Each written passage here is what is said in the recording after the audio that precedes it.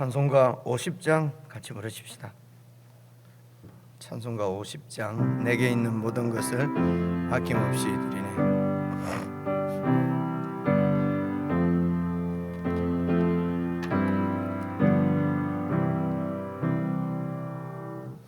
내게 있는 모든 것을 아낌없이 드리네. 사랑하고 의지하며 주만 따라 살리라.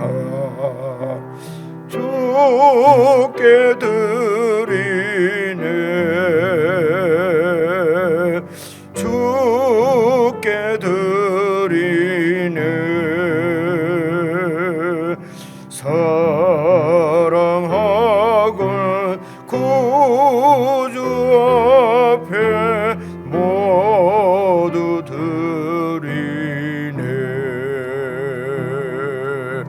내게 있는 모든 것을 겸손하게 드리네.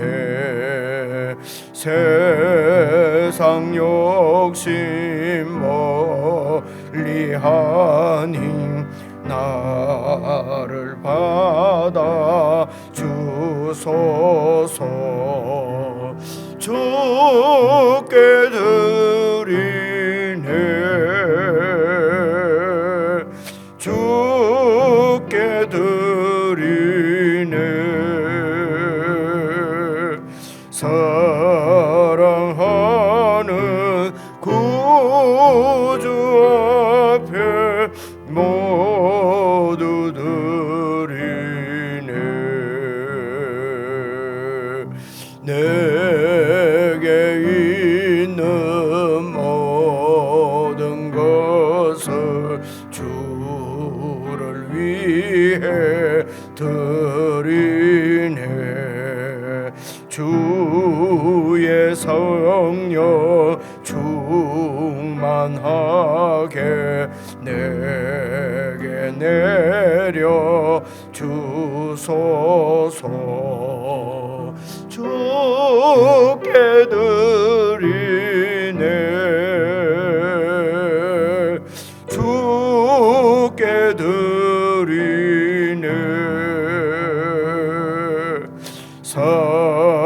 사랑하는 구주 앞에 모두 드리네. 아멘.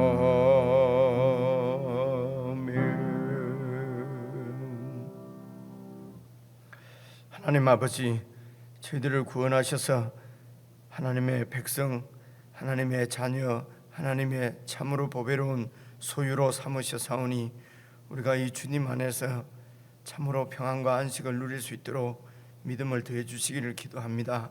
아버지 하나님, 목자 없는 양처럼 유리하거나 방황치 않게 하시며 주인 없는 종처럼 먹을 것을 염려하며 욕심 부리며 살지 않도록 하나님 우리의 눈을 열어주시고 우리의 영원하신 주님이신 우리 예수님을 밝히 보며 말씀을 쫓아서 그분의 뜻을 따라 살아갈 수 있도록 하나님 저희들을 인도해 주시기를 기도합니다.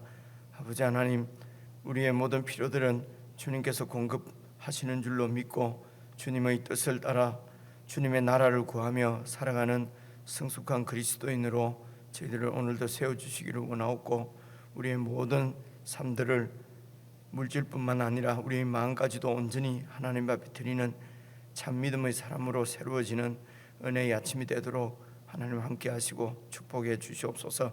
우리 주 예수님 이름으로 기도드리옵나이다. 아멘.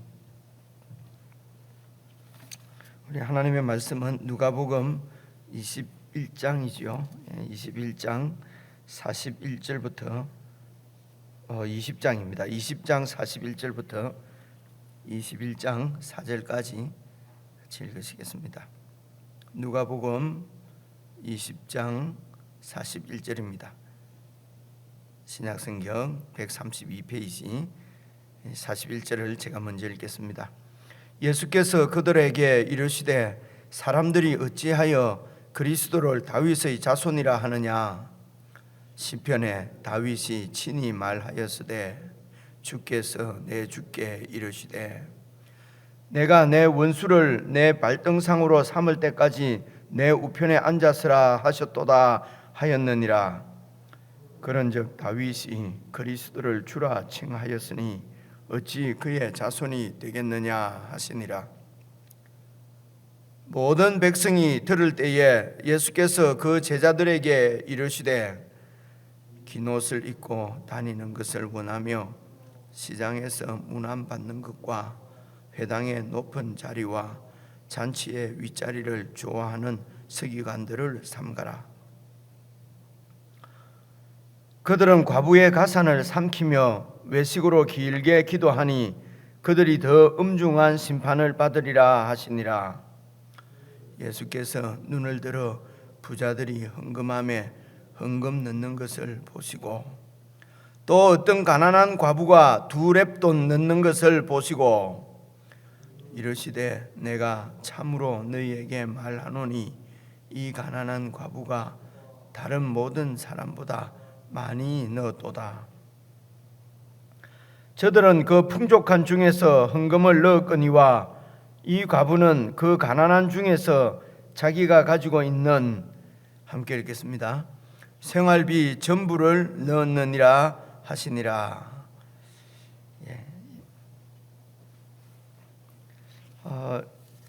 여러분 이제 41절을 보시면은요, 이제 예수님께서 그들에게 하는 말은 이제 제자들 또 어제 말씀까지 이렇게 보면은 예수님 앞에 와서 이제 질문하는 이제 사두개인들, 그리고 또 여러분 그 앞에 20장 39절 보니까 서기관 중에 어떤 이들이 말하되 선생님 잘 말씀하셨나이다 하니 그들은 아무것도 감히 더 물을 수 없음이더라. 여기에 이제 예수님을 책 잡으려고 혹은 예수님을 망신 주려고 뭐 이렇게 성경 또 자기들의 그 탐욕을 가리고 또 그래서 자기들의 그 신학을 주장하려고 이렇게 예수님께로 와서 논쟁을 하고 또 질문도 하고 하는 이런 많은 사람들이 예수님 주위에 이제 있었습니다. 예수님께서 41절 보니까 그들에게 이르시되 사람들이 어찌하여 그리스도를 다윗의 자손이라 하느냐. 시편에 다윗이 친히 말하였으되, 그러니까 그리스도를 다윗의 자손이라고 지금 말을 한다는 것이죠. 이 말은 여러분 이런 의미입니다. 갑자기 예수님께서 이런 말씀을 왜 하시냐면요, 이제 예수님께서 곧 이제 이번 주간이 주말에 지금 여기 계실 때 이 주말에 지금 사실은 이제 죽으시거든요. 그러니까 이게 지금 예수님이 이 땅에서 사역하시는 마지막 날들입니다. 그래서 예수님께서 이제 그리스도를 사람들이 왜 어찌해서 다윗의 자손이라고 하느냐. 그러니까 많은 사람들이 이제 그리스도를 다윗의 자손이라는 말은 이제 다윗 왕의 그 후손으로 오는 그리스도잖아요. 이 말은 다윗 왕국의 그 영광을 회복시킬 그런 왕으로 오시는 예수님이라는 그리스도라는 그런 뜻이거든요.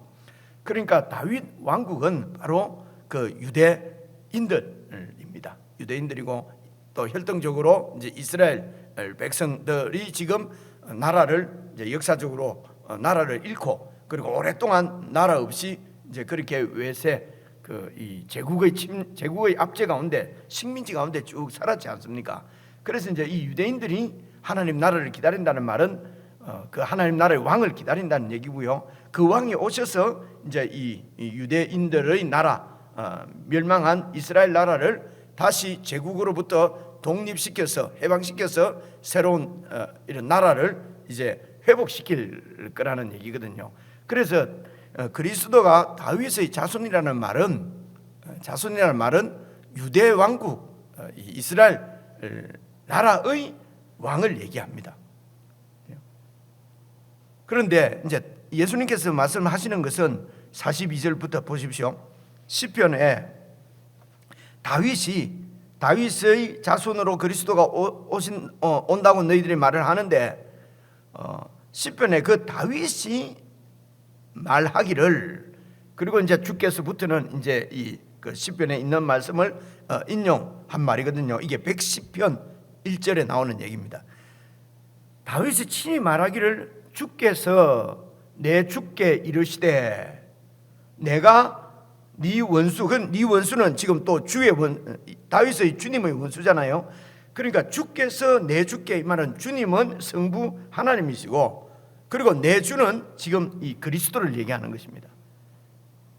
그래서 하나님께서 그리스도 내 주께 이르시되 내가, 하나님이 네 원수 그리스도의 원수를 네 발등상으로 삼을 때까지, 이 말은 이제 이 그리스도가 발등상으로 삼다 말은 그 전쟁에서 승리한 사람이 이 적국의 왕을 포로로 잡아와서 그 등 위에 이제 이렇게 발을 올려놓는다는 그런 뜻이거든요. 그래서 모든 원수들을 다 이기고 승리할 때까지 내 우편에 앉아라 하셨도다. 하나님께서 하나님의 그 정권을, 하나님의 왕권을 이제 그 그리스도에게 주셔서 원수와 싸워서 승리할 때까지 그 왕권을 행사하라 라고 하셨도다 하였느니라. 그런즉 다윗이 그리스도를 주님이라고 했는데 어찌 그 그리스도가 다윗의 자손이 되느냐, 이런 얘기입니다. 그렇죠? 다윗이 그리스도를 주님이라고 불렀는데 그 그리스도가 어떻게 다윗의 후손 자손이냐는 것입니다. 그렇죠? 실동적으로는 이제 우리가 잘 아는 대로 다윗의 후손으로 왔습니다. 그런데 그 그리스도는 다윗의 자손이 아니라는 것이죠. 다른 말로 다윗의 그리스도라는 것입니다. 그래서 다윗이 주님이라고 불렀으면은 이 그리스도는 다윗 왕국의 왕만이 아니라 온 열방과 우주의 왕이라는 얘기입니다. 그 얘기를 하는 것이에요. 지금. 그래서 유대인들은 지금 자기 나라를 회복시킬, 유대 나라를 회복시킬 왕으로 그리스도를 믿고, 그리고 그런 왕을 지금 바라고 그런 왕으로 알고 지금 따르고 있거든요. 그런데 이 그리스도가 자기들을 이렇게 이 제국의 압제로부터 구원해내서 인류 국가로 만들어주는 그런 욕망이죠, 야망이죠. 그런 야망을 이루시는 분이 아니라 로마 제국의 까지도 그리스도께서 그 로마 제국의 이 왕까지도 되신다는 이런 얘기를 이 유대인들은 도저히 받아들일 수가 없는 것이죠. 다른 제국의 다른 나라까지도 다 이 그리스도는 다 통치하시는 온 열방의 우주의 왕이라는 것입니다.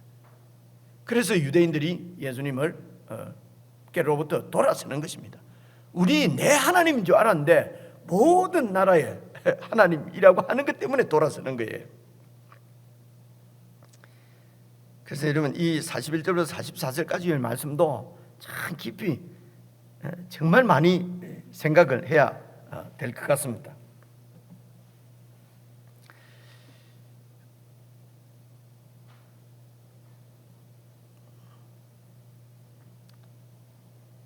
어떻게 말씀을 좀 드려야 될지 모르겠습니다.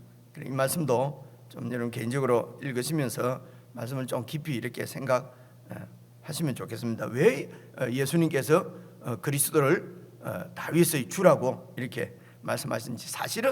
사실은 하나님께서 아브라함을 부르셔서 이제 복을 주시지 않습니까? 복을 주시고 그리고 하나님 나라를 약속하시고, 그리고 아브라함이 온 열방이 이 아브라함을 통해서 복을 받을 것이라고 그렇게 약속을 하셨거든요. 그래서 하나님께서는 이 약속을 이루시는 것입니다. 아브라함의 후손을 통해서 온 세계 열방이 복을 받도록. 그래서 처음부터 하나님은 유대인들, 이스라엘만이 아니라 온 이 인류가 인간이 죄로부터 구원을 받아서 하나님의 복을 받아 누리기를 원하시는 거거든요. 그런데 오해한 것은 이스라엘이 오해를 했고 유대 사람들이 오해를 했고 다윗의 후손들이 오해를 한 거지요. 우리나라가 최고 이런 그 으뜸이 되는 나라, 머리가 되는 나라, 모든 열방들보다도 우리가 머리가 되고 그것을 하나님이 약속하셨고, 그래서 하나님이 우리를 축복하셨다고 그렇게 믿고 있고 그런 메시아를 지금 기다리고 있는 거지요. 그 오해입니다. 여러분, 이렇게 하나님의 말씀을 오해하고 하나님의 뜻을 잘못 알고 아무리 열심히 하고 아무리 이렇게 그 충성을 바친다 해도 그게 지금 그리스도의 뜻, 주님의 뜻하고는 다르거든요. 그래서 그리스도의 뜻이 내 뜻하고 다르면은 내가 돌이키고 내가 그 뜻을 순종해야 되는데 우리는 내가 믿고 있던 거하고 다르면은 그것이 예수님이라도 그것이 하나님이라도 우리는 거부한다는 것입니다. 그것을 지금 성경에서 우리가 계속 보고 있는 것입니다. 그래서 오늘 이 말씀에서는 예수님께서 그리스도에 대한 하나님 나라의 그리스도가 가지고 오는 이루실 하나님 나라에 대해서 잘못 보고 있는, 잘못 이해하고 있는 제자들과 그리고 그 시대 유대 사람들의 시각을 이렇게 바꾸도록 고치기 위해서 가르치시는 하나님 나라의 복음입니다. 지금 예수님께서 가르치시는 것은 다 하나님 나라의 복음이거든요. 하나님 나라가 어떤 나라인지, 그 나라의 왕이 어떤 왕인지 하는 것을 지금 가르치시는 말씀이 계속 예수님의 가르침의 쌓입니다. 무슨 세상에 있는 윤리 도덕을 가르치는 것이 아니거든요. 하나님 나라가 어떤 것이냐, 오늘 말씀에서는 이 하나님 나라의 왕이신 그리스도는 어떤 이런 그 한 혈통적인 민족을 다스리는 왕이 아니라 온 우주의 왕이라는 것입니다. 우리들에게 적용해 보면은, 그죠? 우리 교회, 우리 나라, 우리 가정, 내 신앙, 이렇게 우리 나만, 여러분, 이게 이기적이고 이게 내 나라고 이게 하나님 나라하고는 반대된다는 것을 우리가 볼 수 있습니다. 이런 말씀들을 들으면은 우리가 잘 이해가 안 오는 게 말입니다. 우리가 꼭 이렇기 때문에 이 사람이 어떻게 이기적이지 않으면은 어떻게 살 수가, 이기적이지 않은 사람이 어디 있을까? 이제 이런 이런 당위성이죠. 성경은 읽어보고 설교는 들어보면은 이기적인 욕심을 버리라고 하는데 그거 버리고 어떻게 살 수가 있냐 말이에요. 사람들이 말은 저렇게 해도 다 이게 자기 욕심대로 따라 사는 것이지 라고 하는 우리는 확실한 이런 믿음을 갖고 있거든요. 그러니까 뭐 하나님이 말씀하셔도 우리는 이 관점을 바꾸지를 않습니다. 그래서 성경이 두꺼운 것이죠. 예수님께서 계속 우리에게 말씀하시고 성령께서 우리에게 말씀을 하십니다. 오늘도 그리스도는 다윗의 자손이 아니다. 유대인의 왕이 아니라는 것입니다. 온 인류의 왕이지 그 유대인만의 왕이 아니고 온 제국 열방의 주님이시지 이스라엘 국가만의 왕이 아니시라는 것입니다. 지금도 하나님이 예수님이 어떤 그 이스라엘, 저 중동에 있는 한 이스라엘 그 나라의 주님이 되셔서 그 나라를 특별하게 여기고 그 나라를 중심으로 세계를 이렇게 이루어 가신다. 성경을 봐라. 여러분, 이렇게 가르치고 배우는 경우가 많이 있습니다. 여러분, 이제 그런 가르침들은 여러분 어떤 목적을 두고 그 목적을 이루기 위해서, 여러분, 그래서 내가 어떤 목적을 주제를 정하고, 그리고 이 주제를 설교자가 말입니다. 저도 이 주제를 이렇게 뒷받침하기 위해서 성경을 찾으면요, 성경에 그걸 뒷받침하는 얘기는 다 나옵니다. 여러분, 어제 말씀 봐보십시오. 부활이 없다고 하는 것도 성경을 통해서 논쟁을 하잖아요. 그죠? 형수하고 결혼해서 아이를 낳아주는 이런 그 성경에 있는 말씀을 갖고 와가지고 이 사두개인들은 부활이 없다. 그러니까 성경을 있는 그대로 잘 성경에서 말씀하시는 하나님의 뜻을 잘 살피지 않으면은 그냥 내가 하고 싶은, 그냥 혹은 여러분들이 듣고 싶은, 설교자가 하고 싶은 주제를 정해놓고 그 주제를 백업하는, 뒷받침하는 이런 그 이야기들은 성경에서 얼마든지 찾을 수가 있다. 그래서 문맥을 잘 살펴서 이게 지금 무슨 얘기를 하고 있는지를 잘 이렇게 살펴 보면은 이제 주님의 뜻을 알 수가 있는데, 경험상 그 주님의 뜻은 거의 우리 생각이나 우리 뜻하고는 반대되는 경우가 많다. 이게 이제 우리 아픔입니다. 이게 이제 참 불편한 진실이지요. 그래서 성경을 이렇게 자세히 살피지 않으면 갈등이 없어요. 근데 성경을 잘 읽어보면은 이 지금 우리나라 하나님은 예수님은 우리 나만을 사랑해, 우리 가정을 사랑해, 이게 되게 믿음 좋고 경건하고 뭐 그런 것 같지만 그게 아니라는 것이죠, 그죠? 그게 아닙니다. 나의 하나님이 아니고 우리 하나님이고 온 인류의 하나님이고 우주의 하나님이십니다. 그분은 그래서 공동체를 이렇게 정말 하나님의 사랑과 평화가 흘러넘치는 공동체를 세우려고 하는 것이지, 내가 경쟁에서 이겨서 우뚝 어떤 그 인간이 우뚝 서서 어떤 또 인간적인 단체가 우뚝 서서 영광을 받고 이렇게 하는 것은 다 하나님의 영광을 도둑질하는 것이다 라고 말씀하는 것입니다. 이 정도 하고요. 45절부터 또 계속 한번 읽어보겠습니다. 모든 백성이 듣고 있습니다. 모든 백성이 이 예수님의 이야기를 가르침을 듣고 있을 때에 이제 예수께서 제자들에게 특별히 이르십니다. 이 제자들이 바로 하나님 나라의 이제 이 기초가 되는 사람들이기 때문에요. 제자들에게 이르시되 긴 옷을 입고 다니는 것을 원하며 시장에서 문안받는 것과 회당의 높은 자리와 잔치의 윗자리를 좋아하는 저 서기관들을 조심해라. 그죠? 지금 이 서기관들이 소위 하나님 나라의 지금 지도자들이에요. 이들이 긴 옷을 입고 다니고 시장에서 문안받고 회당의 높은 자리에 앉고 잔치의 윗자리를 좋아하고 아주 사람들에게 이렇게 칭찬받고 인정받고, 하나님은 없고 계속 우리가 읽어보는 것이죠, 그죠? 하나님은 없고 이렇게 인간적인 이걸 뭐 교만보다도요 탐욕입니다. 그죠? 탐욕입니다. 물질에 대한 탐욕, 명예에 대한 탐욕, 그리고 인정, 칭찬받는 데 대한 탐욕입니다. 이런 탐욕에 가득 차서, 그런데 그들은 서기관들입니다. 거룩한 종교인들입니다. 아주 경건한 사람들이죠. 그래서 이들의 경건과 거룩은 다 자기의 탐욕을 이루기 위한 수단이고 그 탐욕을 가리는 것이고,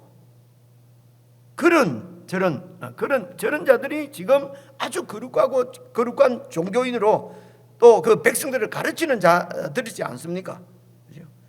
그래서 너희들이 지금 하나님 나라에 새롭게 세워지는 하나님 나라의 지도자들인데 제일 조심해야 될 것은 저 탐욕이다. 종교적인 지도자들의 탐욕을. 그래서 이런 탐욕자들이 지금 성전을 관리하고 성전의 책임자잖아요. 그래서 예수님께서 그저께 말씀이지요. 성전에 들어오셔서 19장이었습니까? 19장 성전에 들어가서 장사하는 자들을 내쫓으시고 그들에게 이르시되 기록된 바 내 집에는 기도하는 집이 되리라 했는데 너희는 지금 강도의 소굴을 만들었다. 저 서기관들이, 저 종교 권력자들이 강도들이라는 것입니다. 그죠? 탐욕자라는 것이에요.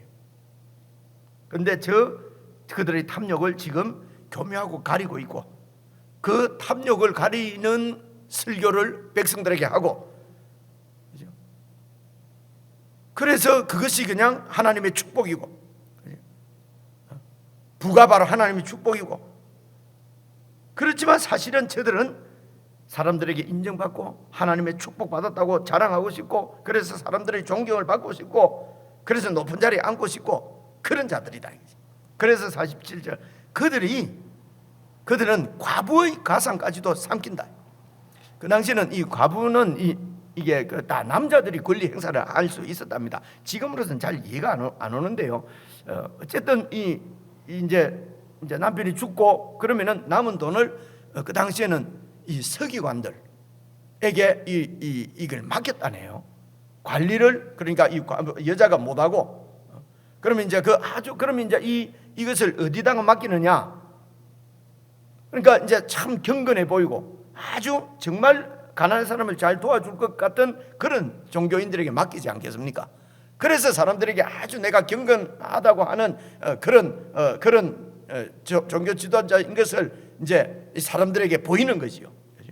그렇게 해서 그런 가상까지도 다 이렇게 빼앗고 그냥 먹어버리는 그런 사람들이 많이 있었답니다. 그 당시 이가 이제 그래서 과부의 가산까지도, 그러니까 그 당시에 과부가 여러 번 설명했습니다만은 고아와 과부가 지금 고아와 과부가 아니라 그때는 가장 사회적인 약자, 혼자서는 도저히 살아갈 수 없는 사람들. 그래서 공동체가 책임지기 위해서요, 신명기 14장 이런 데 읽어보시면요, 이제 11조를 내서 그 11조를 무슨 그 레위인들 이런 목사들만 이렇게 가져가는 것이 아니라 거기에 나그네나 또 이런 가난한 사람들, 과부와 고아들을 돌보는데 이 11조를 쓰도록 이런 신명기에도 그렇게 나와 있거든요.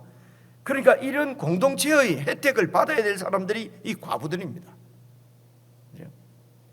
그런데 그런 과부의 그를 돌보아야 되는데 그 과부의 것까지도 빼앗는단 말입니다. 여러분, 어떻게 빼앗겠습니까? 어떻게 그 가산을 빼앗겠습니까? 하나님께 다 바치라는 것입니다. 하나님께 바치면은 하나님이 축복해 주신다는 거죠. 하나님이 책임져 주신다는 거죠. 그리고 자기들은 안 바치고 자기들이 탐욕을 채우는 거잖아요. 그렇죠? 그리고 백성들에게는 하나님이 책임져 주신다. 여러분, 얼마나 듣기 좋습니까? 얼마나 은혜 되는 말씀입니까? 모든 걸 하나님께 다 바치세요. 오늘 우리 찬송 부른 것처럼 다 바치면은 하나님이 책임지시고 모든 축복해 주십니다. 그렇게 거룩한 설교를 하면서 본인들은 탐욕에 이렇게 붙잡혀 있고, 그래서 과부의 가산까지도 이렇게 지금 빼앗고 있다라고 하는 것이 그 당시 예수님의 평가였어요. 그리스도의 평가였다고. 외모로 보지 않으시고 사람의 중심까지도 보시는 예수님의 눈에 비친 그 당시 성전의 모습이고, 성전의 모습은 강도의 소굴이고 그 성전을 책임진 자들은 전부 강도들이라는 것입니다. 그래서 이 성전을 예수님께서 하나님께서 심판하시는 것입니다. 그래서 심판을 경고하시는 것이 지금 그 성전에 가서 모든 막 이런 그 장사하는 사람 다 내쫓았잖아요, 그죠? 그리고 이제 그러니까 이제 이 성전 책임자들이 당신이 무슨 권위로 이런 일을 하느냐? 그러니까 결국은 내가 그리스도의 권위로 하나님께서 보낸 아들, 하나님의 아들 그리스도가 바로 나라는 것이죠. 그래서 그 그리스도는 유대 나라를 세우는 그리스도가 아니라 온 인류를 하나님께로 돌아오게 하는, 그들의 죄에서부터 구원하는 그런 구원의 메시아지, 무슨 너희들의 탐욕을 채워주는 현실화시키는 그런 유대의 왕이 아니라는 것입니다. 그리고 이제 21장 1절입니다. 이게 장절을 나눠 놔가지고요, 참 이게 지금 어렵습니다. 새롭게 21장 1절이 시작되는 것이 아니고 장절 이런 게 원래 성경에 없습니다. 그러니까 계속 이어지는 말씀이에요. 그래서 47절 보십시오. 그들은 과부의 가산을 삼키며 그래서 외식으로 길게 기도합니다. 과부의 가산을 삼키기 위해서 아주 거룩하고 경건한 지도자인 것처럼 해서 그들이 자기에게 맡기도록 길게 기도하니 그들이 더 엄중한 심판을 받으리라 하시니라. 예수께서 눈을 들어 부자들이 헌금함에 헌금 넣는 것을 보시고, 그래서 이 부자들은 헌금도 사람들 보는 데서 많이 하겠지요. 그래서 따르릉 소리가 나도록, 그래서 나는 헌금 많이 한다, 아주 하나님 앞에 모든 걸 드린 사람이다, 경건한 지도자다, 경건한 그리스도인이다 하고 하는 것을 지금 사람들한테 인정받고 싶은 거지요. 그래서 헌금 넣는 것을 보시고, 또 어떤 과부가 가난한 과부가 2렙돈 넣는 것을 보시고, 2렙돈, 이 동절 명칭인데요, 밑에 동절 명칭이 써놨잖아요. 지금 돈으로 하면은 한 1,500원에서 2,000원 정도 된답니다. 지금 돈으로 하면은. 그러니까 한 2,000원을 지금 넣었습니다. 그러니까 이것이 무시당하는 거죠. 헌금을 많이 하는 사람한테 비하면은 완전히 이 무시해도 되는 돈이잖아요. 근데 예수님께서 3절 이르시되 내가 참으로 너희에게 말하노니 이 가난한 과부가 다른 모든 사람보다 많이 넣었도다. 저 부자들은 그 풍족한 중에서 헌금을 넣었거니와 이 과부는 그 가난한 중에서 자기가 가지고 있는 생활비 전부를 넣었다. 그래서 이 과부가 정말 전적으로 하나님을 신뢰하고, 정말 이 과부의 헌금이 가장 많은 헌금이고 그래서 이 과부의 믿음이 저들보다도 더 좋다, 이런 평가나 이런 얘기는 지금 없어요, 여기에. 그죠? 그런 얘기가, 그래서 이 뭐 과부의 믿음이나 신앙이 좋다든가 이런 얘기가 없고, 그냥 저 부자들은 많이 넣었지만은 생활비의 일부고, 이 가난한 과부를 강조하잖아요. 가난한 과부는 2,000원밖에 안 넣었지만은 이제 그게 그 생활비 전부다. 그죠? 그래서 오늘 뭐 먹고 사는 전부가 아니고 그 전 재산이라는 것입니다. 생활비 전부를 다 넣었어요. 그리고 내일 말씀이지만 5절입니다. 어떤 사람들이 성전을 가리켜 그 아름다운 돌과 돌로 지었잖아요. 그리고 흙물로 꾸민 것을 말하며, 이렇게 다 지금 여러분 그 21장 4절에 있는 그런 헌금함은 성전 안에 가면은 여인의 뜰이라고 하는 데가 있답니다. 성전의 제일 바깥뜰이지요. 거기에 이렇게 헌금함이 13개인가 놓여져 있었답니다. 거기에 이제 사람들이 가면서 다 헌금을 하면은 그 헌금을 가지고 성전을 꾸미고 성전을 수리하고, 이런 거 기억나시죠? 그죠? 그 구약시대 때도. 그래서 그 돈을 가지고 이제 성전을 이렇게 꾸미는 것입니다. 그래서 그렇게 바친 헌금함에 있는 돈을 가지고 아름다운 돌과 그 흙물로 꾸민 것을 말하며, 그런 헌금을 가지고 지금 성전을 크게 이렇게 너무너무 찬란하고 아름답게 지어 놓은 거예요. 하나님이 영광을 받으소서. 정말 우리가 전부를 하나님 앞에 다 바쳐서 이렇게 하나님의 집을 지어서 하나님께 봉헌합니다, 그런 얘기죠.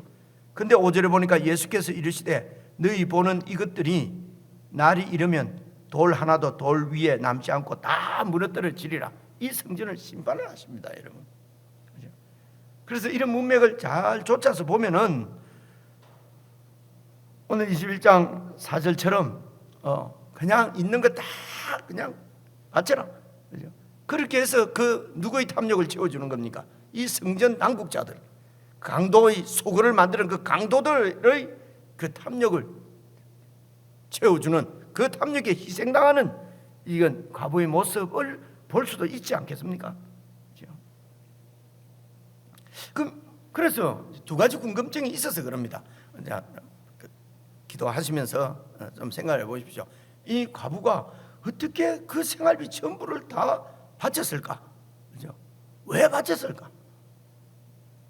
아마 여러분 구약의 그 사렙다 과부, 엘리야와 사렙다 과부 이런 얘기, 뭐 그런 설교도 많이 안 했겠습니까? 그죠? 마지막 남은 밀가루 한 줌 먹고 죽으려고 오랍니다. 하는데 엘리야가 그거 바쳐라. 그래 바쳤더니만 그 밀가루가 기름입니까 밀가루입니까? 떨어지지 않고 계속 하나님이 축복해 주신, 그죠? 어쩌면은 이런 설교를 듣고 마지막 남은 2,000원 하나님 앞에 바치면은 하나님이 2만 원, 20만 원, 200만 원을 주실 줄 믿고 바쳤는지 모르겠어요. 그죠? 그리고 또 이 생활비 전부를 오늘 헌금을 해버렸어요. 이 과부는 오늘 저녁에 뭘 먹고 살았을까? 그 다음날 아침에는 살았을까 죽었을까? 먹을 게 없는데요. 그죠? 그러니까 이 사람들은 지금 그 성전에 바쳐진 헌금으로 이 과부를 지금 도와줘야 되는, 살 수 있도록. 그게 지금 성경이 명하는 바거든요. 그 돈을 가지고 이런 과부나 고아나 나그네나 이런 외국인들을 그 땅에서 어떤 이런 소위 어떤 권리가 없는 자들을 도와주도록 11조를 바치고 헌금을 바치라고 한 거거든요. 그래서 이 과부는 그런 성전으로부터 혜택을 받아야 될 사람이지, 있는 오늘 저녁에 먹을 것도 없는데 그걸 갖다 다 바쳐가지고 성전을 아름답게 세워야 되는지, 그게 정말 예수님께서 원하시는 것인지, 이런 게 지금 제가 잘 모르겠다는 것입니다. 그래서 이제 잘 이렇게 보시고, 물론 그래서 우리가 헌금을 하는 자세도 생각을 해봐야 되겠죠. 하지 말라는 것이 아니고, 내가 이렇게 헌금하면 하나님이 이렇게 축복해 줄 것이다 하는 것은 탐욕입니다. 그렇지 않습니까? 그죠? 정말 삶이 너무도 감사하고 정말 감사해서 하나님 앞에 그 감사의 표시로 헌물을 드리죠. 그리고 또 하나님 나라가 보이고, 또 내같이 이렇게 욕심에 사로잡혀 살던 자가 정말 하나님의 은혜로 이 영원한 하나님 나라를 볼 수 있는 눈이 열리고, 그래서 이 나라의 백성들을 돕고 섬기는 마음으로 그렇게 해서 하나님 앞에 헌금을 드리고, 그래서 교회는 그런 헌금들을 잘 받아서 정말 하나님의 나라의 공평의 원리를 따라서 잘 이렇게 서도록 하나님 앞에 정말 기도하고 생각을 많이 하고, 그죠? 그렇게 해서 이제 이렇게 재정을 집행하고 이렇게 하도록, 이렇게 이런 마음으로 헌금을 하고 헌금을 하도록 오늘 교회에게 경고하시는 예수님의 말씀으로 받아들여야 되지 않겠습니까? 그래서 제가 지금 이런 해석이 맞다, 저런 해석이 틀렸다, 이런 얘기를 하려고 하는 게 아닙니다. 우리가 어떻게 이 말씀을 받아들이고 또 주님의 뜻을 찾고 또 우리 삶에 적용하고 순종할 것이냐, 그 얘기를 하는 것입니다. 단순히 어려운 가운데서도 없어도 그냥 빚을 내서라도 내일 먹을 게 없어도 믿고 하나님 앞에 바치면은 하나님이 저녁도 주시고 집도 주시고 또 많은 것으로 보태주신다 라고 하는 것이 정말 예수님께서 우리에게 가르치는 말씀인지, 이제 이런 생각입니다. 이런 말씀 시간이 돼서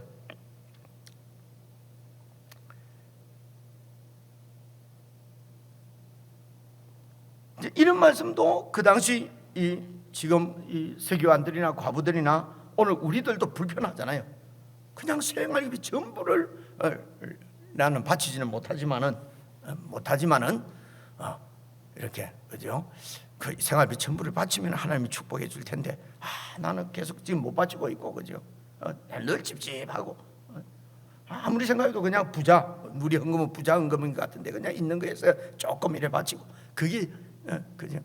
그렇게밖에 못 하는데, 이 말씀은 예수님은 이 가난한 여인이 과부가 하나님만 절대적으로 믿고 막 전부 다 바치는 것을 이렇게 좋아하시는데 나는 그렇게 못하고 있고, 그죠? 이러고도 회개를 좀 하는 게 좋겠습니다. 늘 아까워하면서, 그죠? 조금 이 부자들이 헌금하는 것처럼 많이 하는 것처럼 이렇게 그래서 저희 교회는 그냥 아예 이름을 안 쓰니까, 이름 평가 안 나니까 정말 하나님 앞에 마음으로 그 헌금 봉투를 받고 기도할 때마다 참 목사는 감동을 느낍니다. 이름도 표시 안 하는데 이렇게 그의 혹은 이렇게 마음을 다한 이런 헌금들을 정말 이 성도들이 이렇게 드리는구나. 그래서 성도들의 신앙을 보고, 목사인데 찔릴 때가 많고요. 이 목사가 이렇게 해서 사람들은 다 목사니까 내 신앙이 좋다 그러고 내가 모범이라 그러고 나를 모델로 해서 다 따를 텐데, 내가 이런 성도들보다도 신앙이 이래 가지고 정말 목사를 할 수 있을까? 막 이런 이 자책 이런 게 여러분들이 신앙생활을 보면서 이제 그런 참 찔림과 가책도 받고 감동도 누리고 이제 그렇습니다.